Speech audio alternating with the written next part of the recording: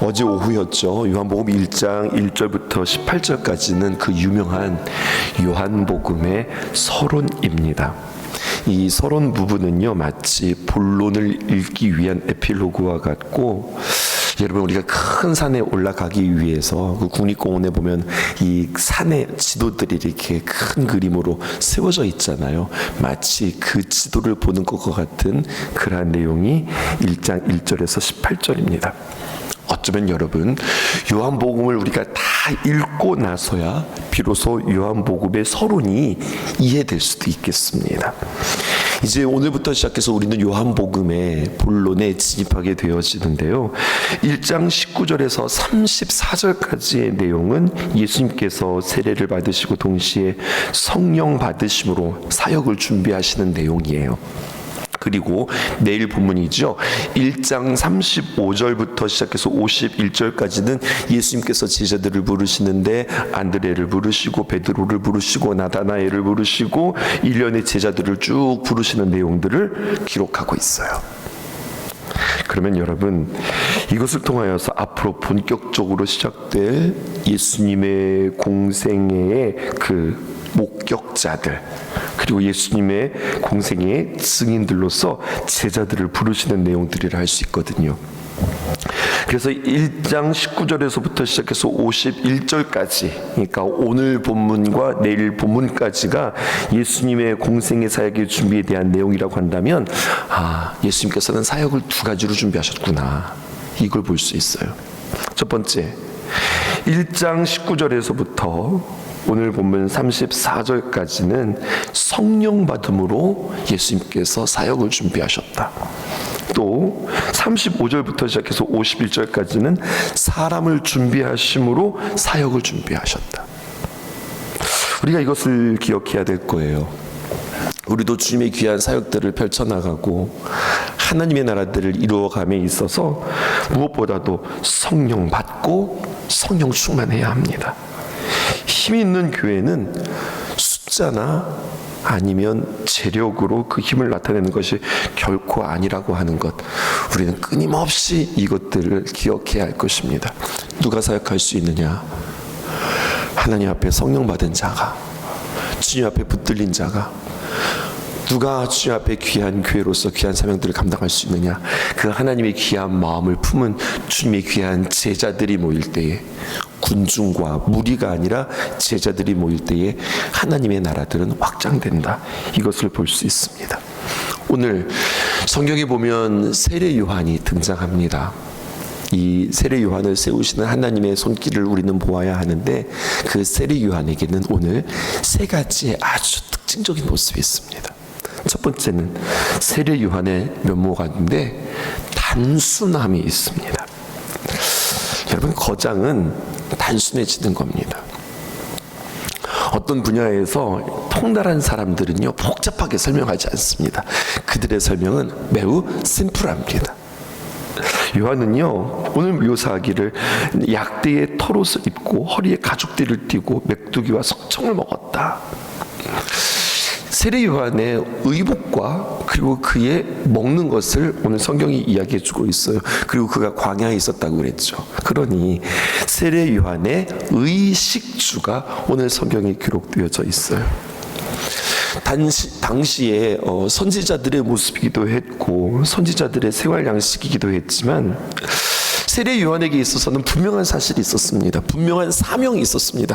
그건 바로 뭐냐면 주의 길을 예비하라. 이것이 그의 사명이었거든요. 그리고 그 사명을 감당하기 위해서는 먹는 것도, 입는 것도, 그리고 그가 머무는 것도 그 사명에 합당해야 된다는 사실을 세례 요한은 우리에게 이야기해 주고 있어요. 세례 요한은요, 자신의 사명에 집중하기 위하여서 자신의 삶을 간소화한 사람입니다. 먹고 마시는 것, 또 자신이 입는 것, 이 모든 것들은 다 어디에 집중되어져 있느냐? 그 당시의 트렌드나 그 당시의 스타일이나 아니면 내 취향이 아니라 어디에 맞춰져 있는 거예요? 사명에 맞춰져 있는 거예요. 자신의 사명에 집중하여서 선택하는 겁니다. 그의 삶의 선택의 기준은 어디에 있었는가? 나의 부르심, 사명이 있었습니다. 우리 또한 오늘도 살아가면서 수많은 것들을 선택하면서 살아가고, 혹자는 그렇게 이야기했습니다. 인생은 삶의 선택의 연속이라고요. 그런데 여러분, 많은 사람들이 사실은 선택함에 있어서 요즘 선택장애라고 하는 말도 있잖아요. 참 많은 것들을 선택해야 되는 세상 속에서 살아가고, 또 무엇을 선택해야 할지 참 망설이면서 살아가는 사람들의 모습들을 보게 되어집니다. 그런데요 여러분, 우리는 선명한 기준이 있으면 선택하는 것이 쉬워집니다. 내 안에 어떤 기준으로 살아가고 있는가 생각해 볼 필요가 있고요. 더 나아가 우리가 우리의 삶을 잘 선택할 뿐만 아니라 우리는 하나님 앞에 부름받은 사람들이잖아요. 누군가를 이끄는, 우리 모두는 리더입니다. 한 사람을 예배자로 세우는 일에 주님께서 우리를 부르셨습니다. 거기에 우리는 부름받은 자들입니다. 그렇다면 여러분, 리더는 어떤 사람일까요? 이끄는 사는 삶은 어떤 사람일까요? 결국 선택하는 사람이에요. 선택해서 방향을 제시하는 사람입니다. 선택할 때 그냥 막 선택하는 것이 아니라 거기에는 기준이 있고, 또 거기에는 용기가 필요합니다. 선택한다라고 할 때는 그것은 선택되어졌지만 다른 것들은 포기가 되어지는 거거든요. 그리고 선택에는 어떤 책임도 따르게 되어지는 거거든요. 리더는 누구냐? 선택하는 자리에 있는 사람입니다.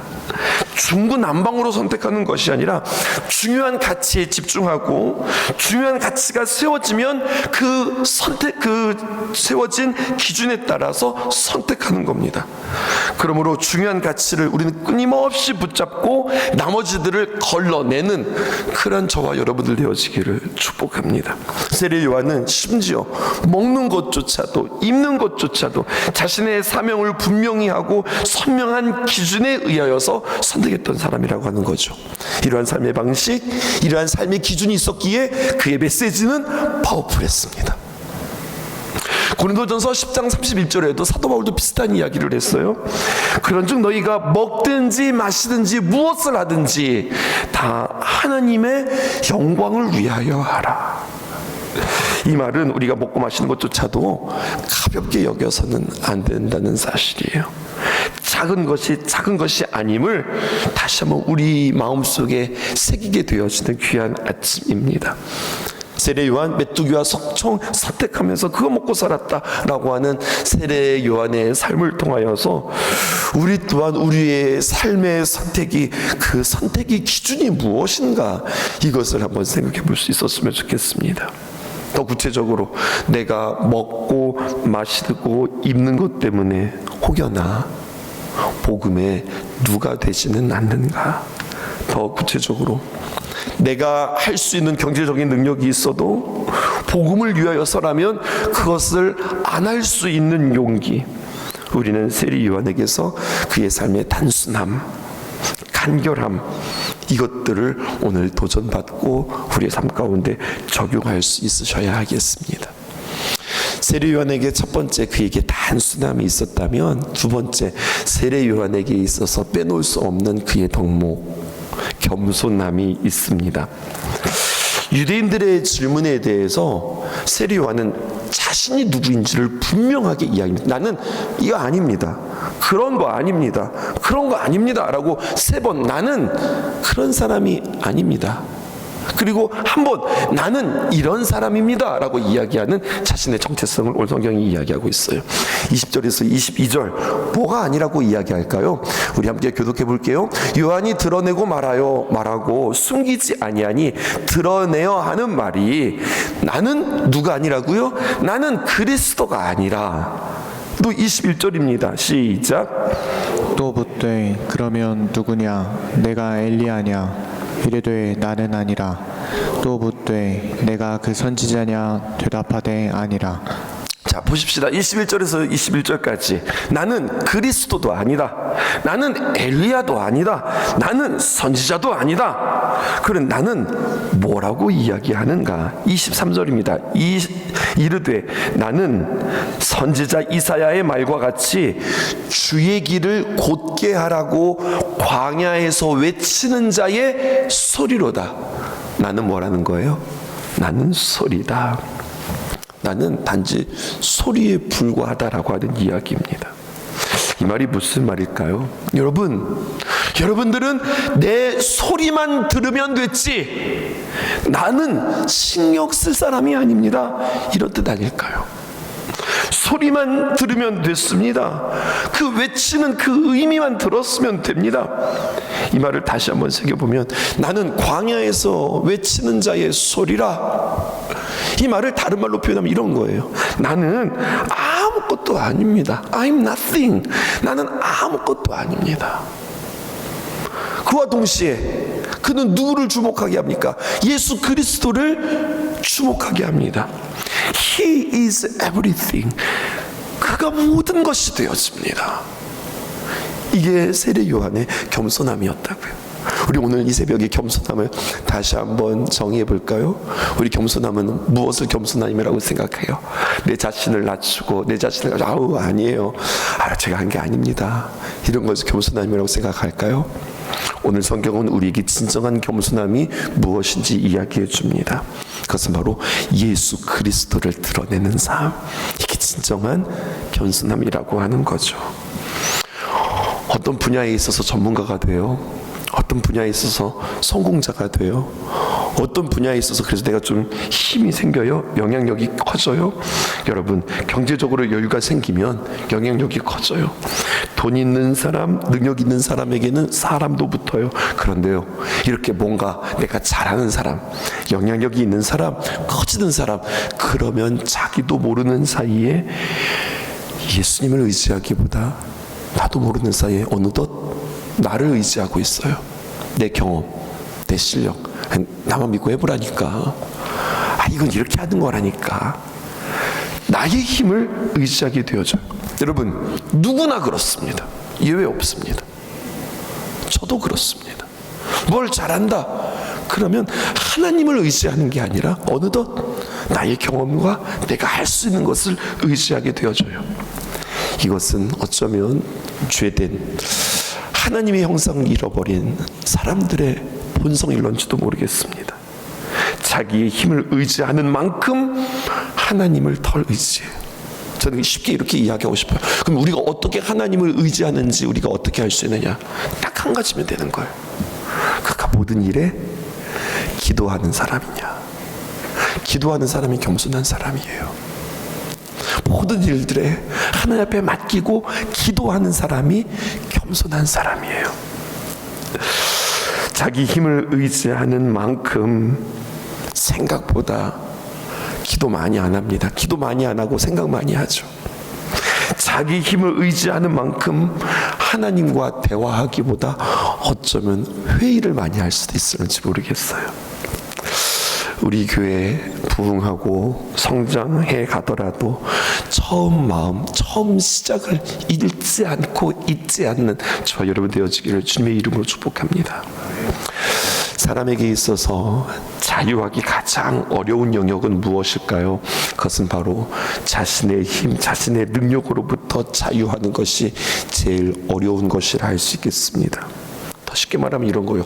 내가 어떻게 이루었는데, 내가 어떻게 만들었는데, 내가 이거 하기 위해서 내가 얼마나 애쓰고 수고했는데, 그래서 알아줘야 되고, 그래서 내 자리 만들어줘야 되고, 그래서 나를 챙겨줘야 되고, 그래서 대우해줘야 되고, 당연하지, 이런 생각에 사로잡힌단 말이에요. 그래서 어떻게 됩니까? 챙겨주지 않으면, 마련해주지 않으면, 알아주지 않으면, 그 자리 비워놓지 않으면, 그럼 어떻게 되는 거예요? 서운하고 섭섭하고 화가 나고 짜증나고 이렇게 되어지는 거예요.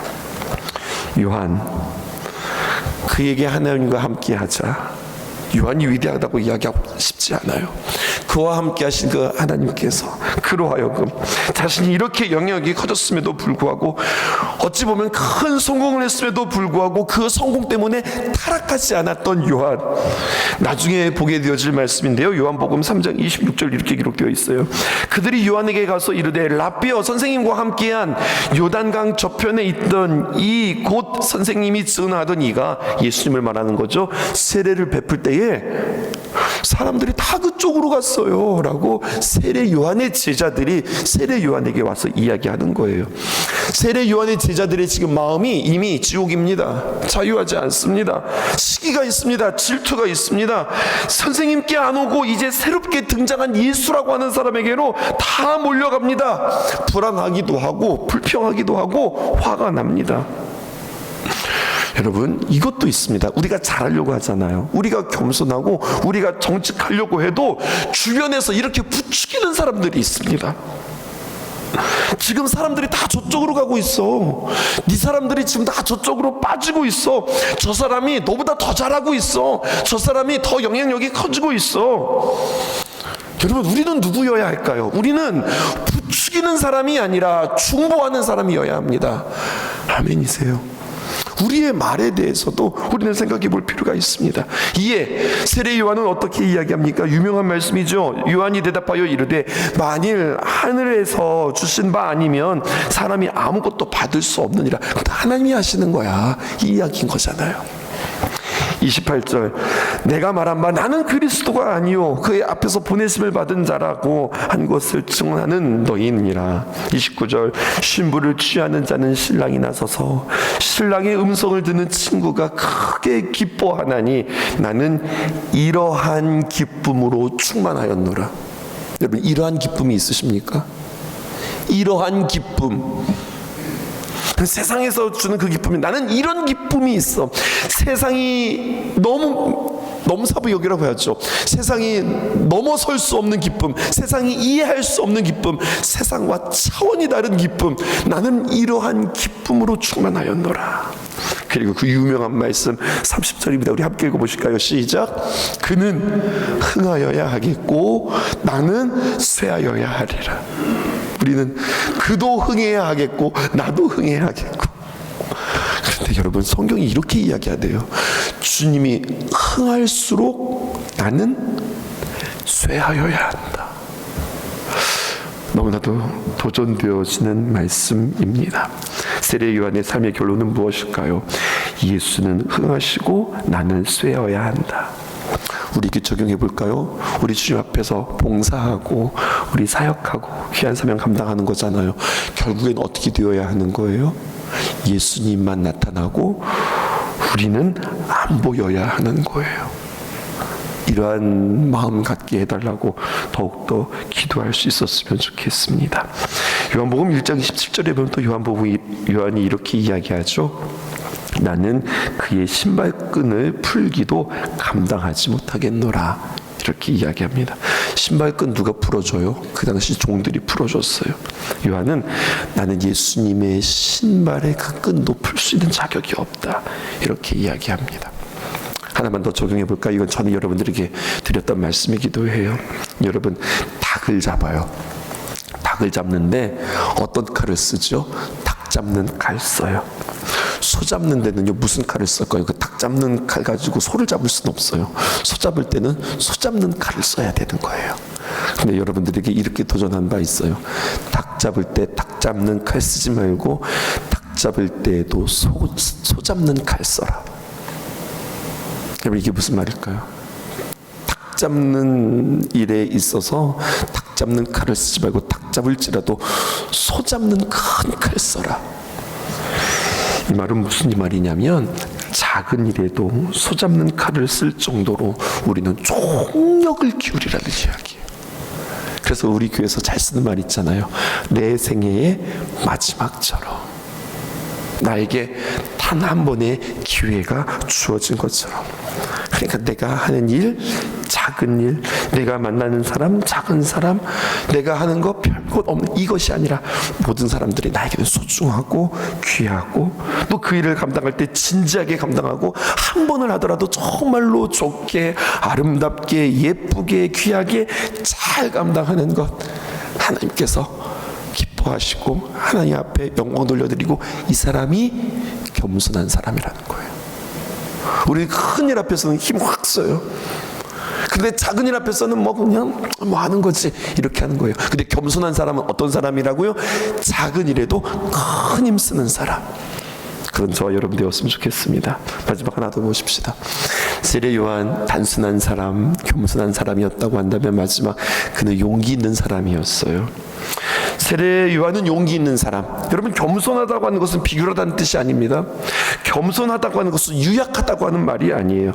예수 그리스도 안에서 겸손한 사람은 오히려 담대한 사람입니다. 광야에서 외치는 사람입니다. 광야에 있어서도 용기가 필요하고, 거기에서도 외치는 거 용기가 필요하고, 여러분들 살아오면서 왠지 이 시대는 용기가 점점 주는 시대인 것 같습니다. 이익을 위해서는 소리 높여 외치지만 의의를 위해서는 우리의 소리가 개미 소리처럼, 개미가 소리가 있는지도 모르겠지만 개미처럼 작아지는 것이 우리들의 모습입니다. 요한의 삶, 단순한 삶은 단호한 삶을 이끌어냈고, 겸손한 삶은 그에게 다시 한번 담대함을 이끌어냈고, 그리고 용기는 그로 하여금 하나님의 귀한 복음에 대하여, 하나님의 뜻에 대해서 선명함을 나타냈습니다. 헤롯이 이복 동생 빌립이 죽기 전에 빌립의 아내 헤로디아와 결혼하는 그 당시 희대의 스캔들이 있었습니다. 자기 본처를 이혼하고 내어주었습니다. 한데 헤로디아가 이 분봉왕의 헤롯의 조카 되어지는 거죠. 삼촌이 이복 동생의 와이프가 되어지고 조카랑 결혼하게 되어지는 엉망진창 막장의 이야기들이 그 당시에 지도자들 가운데 있었습니다. 그런데 이것에 대해서 아무도 이야기 못하는 거예요. 그런데 세례 요한만이 그것은 악한 것입니다 라고 이야기하는 거예요.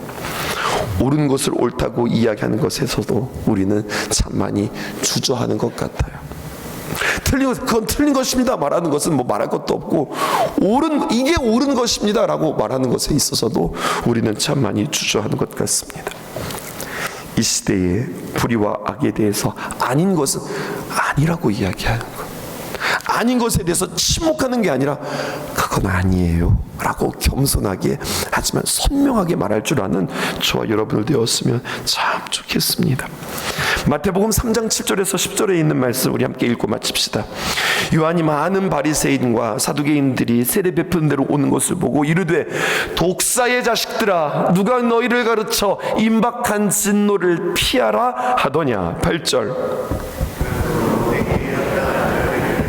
9절 속으로 아브라함이 우리 조상이라고 생각하지 말라. 내가 너희에게 이르노니 하나님이 능히 이 돌들로도 아브라함의 자손이 되게 하시리라. 이미 도끼가 나무 뿌리에 놓였으니 좋은 열매를 맺지 아니하는 나무마다 찍혀 불에 던져지리라. 질문해 볼까요? 세례 요한의 시대가 우리 시대와 비교해 보면 세례 요한 시대가 악한 것 같으세요? 아니면 이 시대가 악한 것 같으세요? 세례 요한의 시대보다 사실 이 시대가 더 악하지 않을까요? 어떤 의미에서 정말 세례 요한 이상으로 정말 세상을 향하여서 목숨 걸고 용기 있게 하나님의 나라를 선포하는 이들이 누가 되어야 하냐? 그리스도인들이 되어야 할 것입니다. 오늘 세례 요한과 함께 하신 하나님의 놀라운 능력, 세례 요한을 세례 요한 되게 한 세 가지의 가치, 단순함, 겸손함, 그리고 용기 있는 삶. 하나님, 우리도 이 시대에 주님의 길을 예비하는 세례 요한처럼 이 세 가지의 귀한 마음 가질 수 있도록, 하나님 그렇게 살 수 있도록 주님 도와주세요. 기도하는 2월의 첫날 되어지기를 주님의 이름으로 축복합니다.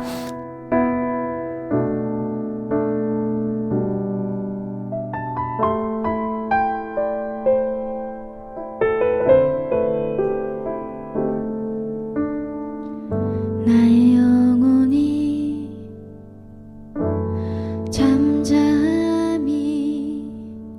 하나님만 바라며 나의 구원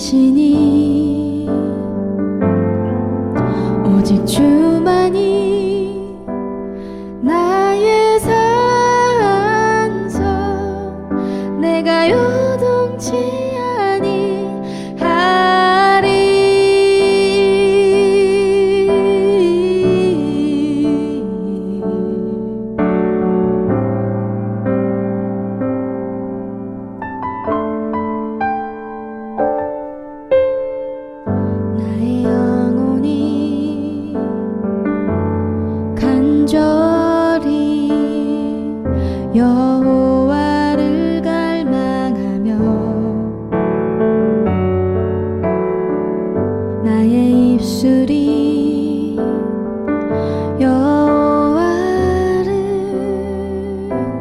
찬양하리.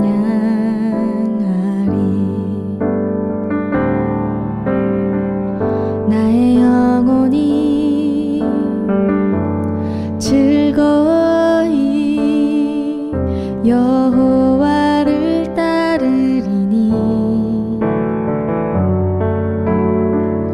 나의 평생에 여호와를 송축하리. 오직 주만이 나의 반석 나의 구원이시니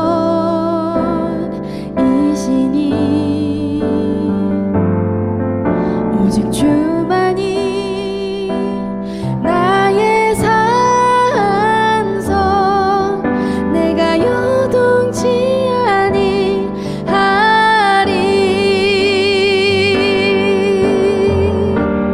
나의 구원 나의 영광 하나님께 있으니 내 힘의 반석과 피난처 되시네. 오직 주만이 나의 반석 나의 구원이시니